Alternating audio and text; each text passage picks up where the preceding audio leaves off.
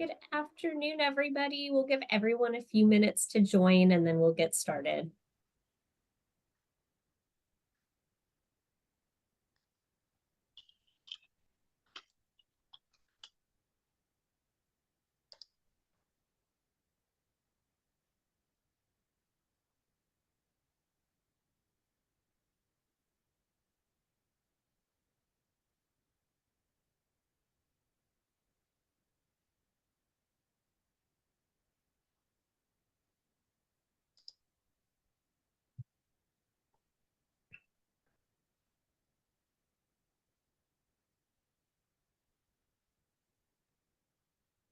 Okay, it looks like it has slowed down a little bit with people joining, so I will go ahead and get started.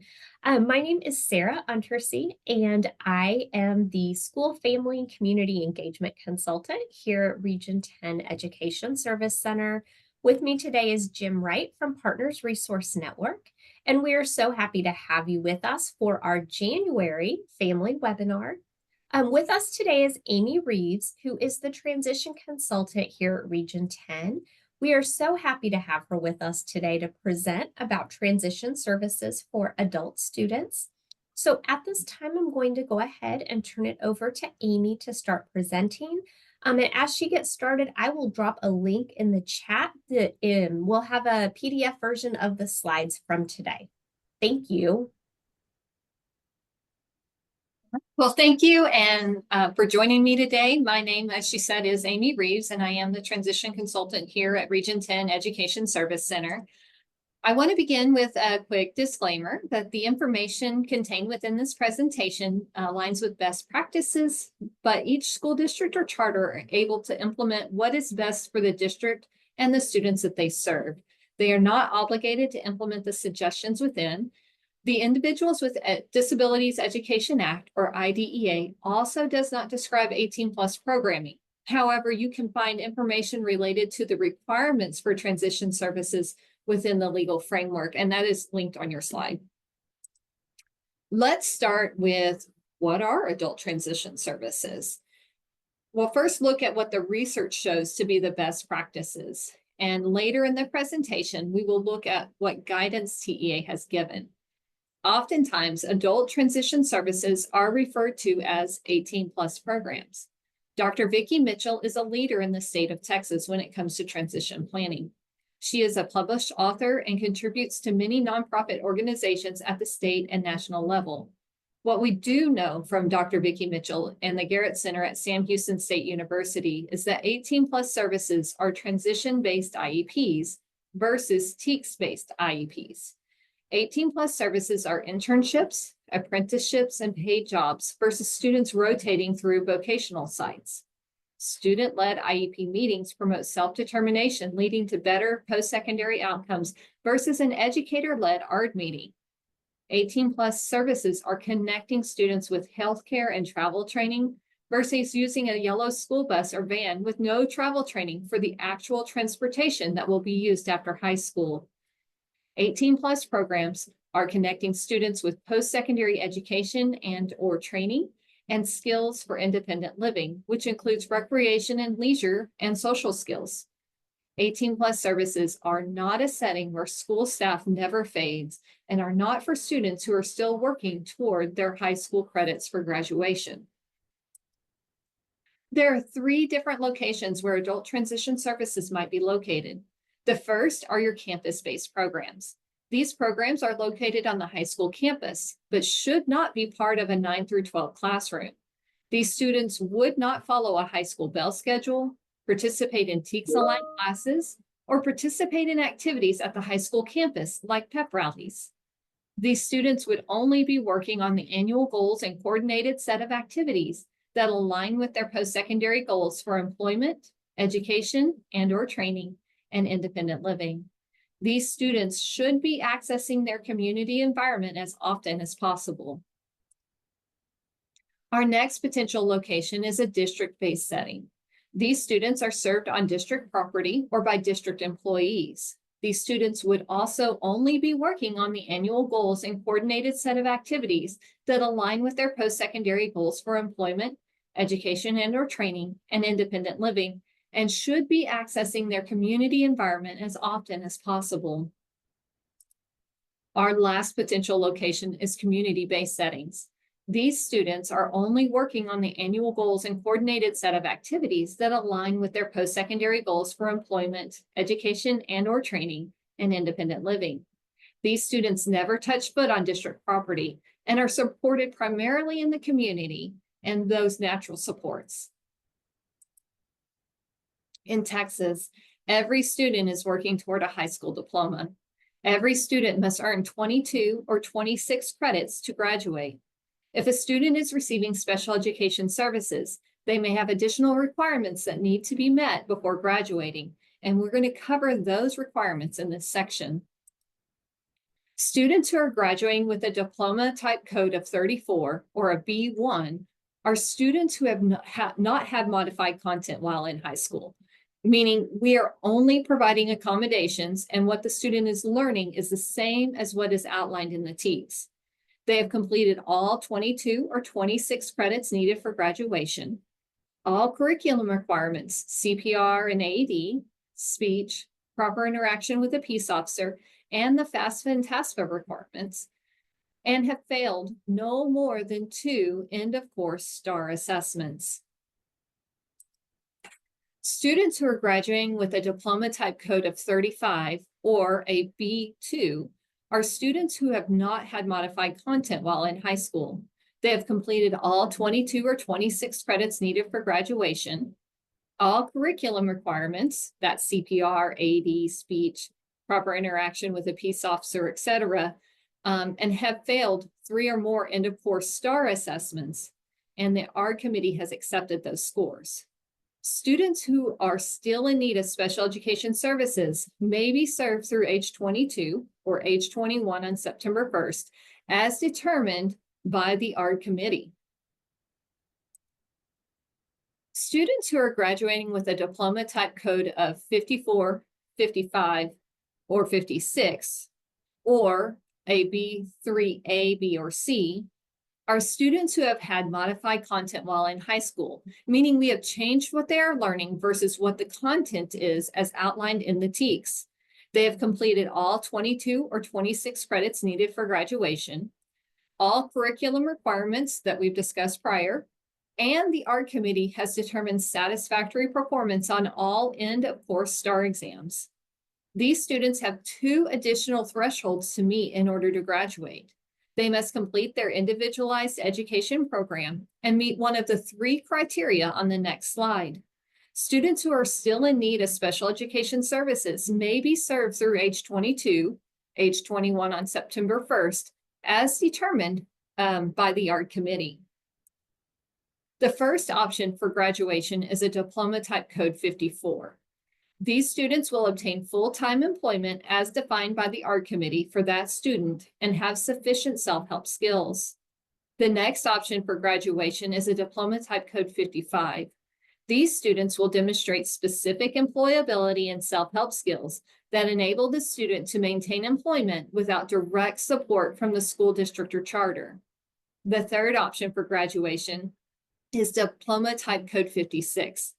These students have access to services or other supports that are not within the legal responsibility of public education, including employment or educational established through transition planning. A student cannot graduate until they meet all requirements for graduation. However, once they meet those requirements, they are eligible to graduate and can prior to 22 years of age as determined by the ARD committee. If the student graduates prior to meeting age eligibility and their post-secondary goals are not working out, the adult student or legal guardian can request to return for consideration for services. We will discuss eligibility in the next section. It is important to note that your student might walk across the stage that true senior year, but they will receive a certificate of attendance and not their high school diploma. Your student will not receive a diploma until they meet all components required for graduation, and sometimes that is after 18 plus services. Now let's look at who is eligible for adult transition services. TEA has outlined eligibility for students to receive transition services as a student who has failed 3 or more end-of-course exams while in 9th through 12th grade, or if they have received modified content while in those grades, they would be eligible for adult transition services. Those students would fall under one of two categories. IEP continuers are students who have met all of the criteria above. They will usually participate in graduation ceremonies with their age-appropriate peers, but receive a certificate of attendance instead of a diploma. These students will earn their diploma when they complete their IEP and meet all graduation requirements. Students who have been issued a diploma can request a return if they meet one of the criteria above. The student must have failed 3 or more EOCs and graduated with a diploma type code 35, graduated with employment and self-help skills, which would be a diploma type code 54, graduated with employability and self-help skills, your diploma code 55, or graduated with access to services or other supports, a diploma type code 56. We have looked at the best practices and some of what the law says. So what does TEA say? In the Transition and Employment Designee Guidelines, TEA touches on age-appropriate instructional environments. That means when a student turns 18 years of age, the ARD committee must consider what is an age appropriate for that student in order to meet their goals and coordinated set of activities as outlined in the IEP. In the 18+ Quick Assessment Tool, TEA outlines 8 best practices for 18+ programming. The first is that the school district or charter should have a rubric of transition assessment tools that are appropriate for adult students. These assessments should be related to the student's post-secondary goals and consider self-determination and person-centered planning practices. TEA considers an adult schedule as a best practice and that students are not following a standard bell schedule. All transition plans in the IEP should be individualized. Adult transition services are there to help the student meet his or her post-secondary goals. This shouldn't be a group activity unless students have similar goals and needs. If a reduced day is determined appropriate, that decision is made by the ARD committee and is supported by data and not a programming decision. Data should be collected to determine if programming set up by a district or charter is working. Looking at how many students are graduated with employment, going on to continue their education, or accessing services in their community. Community settings are important to the success of students in 18+ programs. Community settings are important to the success of students in 18+ programs should spend the majority of their day out in those instructional settings. A school district and charter should be helping to connect families with services. This can be done through a teacher or support staff. However, every school district and charter in the state of Texas is required to have a transition employment designee. This person is your point of contact for support related to transition. Finally, schools should be looking at national predictors of post-school success and evidence and research-based practices when designing their 18+ programs. This video from TEA thoroughly explains the best practices and requirements for adult transition services. You can click on the link or the picture to access the information. It is a 47-minute video, but you can come back and watch it as time allows. What is your role as a parent in helping to plan for adult transition services? Here are some ideas of how you can best support your child and collaborate with your school district or charter. Please partner with your child's school in planning for what will happen after high school and be honest. Too many times I hear they say they want their student to work so that we won't graduate them, or the parent isn't going to allow them to work but hasn't given us any information on what they want their child to do at home or in the community. They need your honest input to really plan for what life will be like after high school. Ideally, your child's last day of public school should look like the first day of the rest of their life. Remember, you are a member of that ARD committee, and the school wants to work with you in planning for life after high school for your child. Self-determination is one of the most important post-school predictors for post-secondary success. If your student has skills for self-determination, they are more likely to be employed and meet their post-secondary goals for education and/or training, employment, and independent living. The next steps to independence document will give you ideas on how to implement some of these skills at home. On page 2 of each age bracket, it describes some of the strategies you can implement at home to help your child to be self-determined.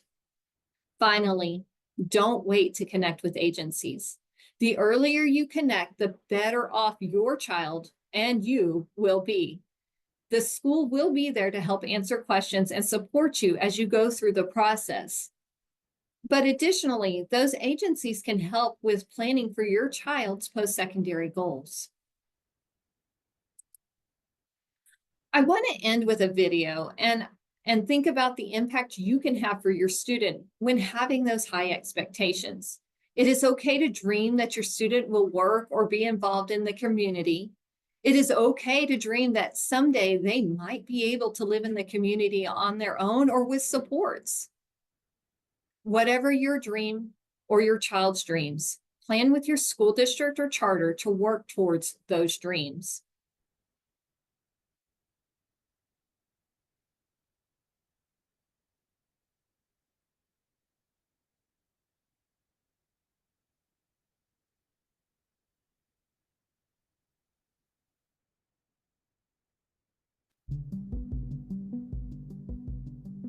One of the things that we've learned through our research, and is clear in the research of lots of others as well, is that more than almost any other factor, expectations matter.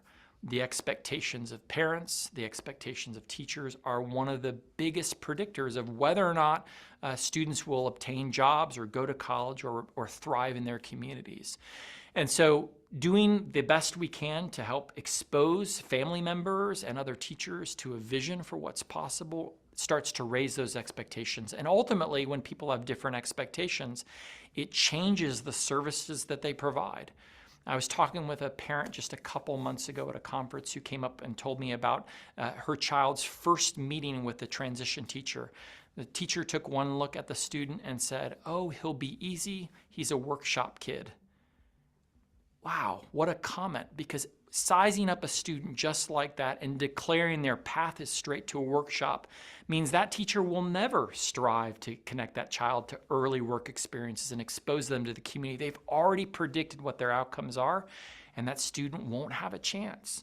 So the more that we can help people catch a different glimpse that young people, even with the most significant disabilities, have something to contribute in the workplace, it changes where we serve students, it changes what we teach them, it changes who we have them spend time with, and all of that serves to ultimately change people's outcomes. Young people with disabilities whose parents expect them to work are 5 times more likely to have paid jobs after they graduate. Young people with disabilities whose teachers expect them to work are 15 times more likely to have paid jobs in the upcoming summer. So it's not just a thing that we sort of grasp onto and say we expect it and therefore it will happen. The expectation changes everything what we do, what we plan for, the services we provide, and everything that follows.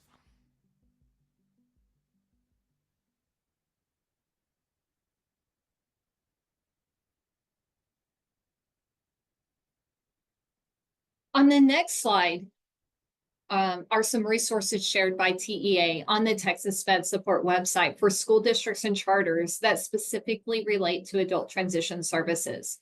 We will not explore them during this session. However, you will be able to access them after the presentation should you want more information. Thank you for having me today, and I hope that the information was helpful and that you have a better understanding of adult transition services and how you can be involved in planning for your child. Thank you so much, Amy, for sharing your expertise with us today. Our webinar today was recorded, and so it will be available on the Region 10 website in about 7 to 10 days. We have to get that made accessible before we post it. I will send an email to everyone that was here today with the link to the page where that will be located, so that you have that easily accessible. In the chat, I also placed a couple of links. If you do have additional questions, SpedTech and Partners Resource Network are always happy to help. I put both of those websites in the chat. I also put a link to a sign-up form if you would like to be added to the Region 10 email distribution list to be notified of upcoming family events. Again, we thank you for joining us. We would like to get some feedback from you. So at this time, we are going to launch a poll, and we would love it if you would answer these questions before you leave us today. Thank you again.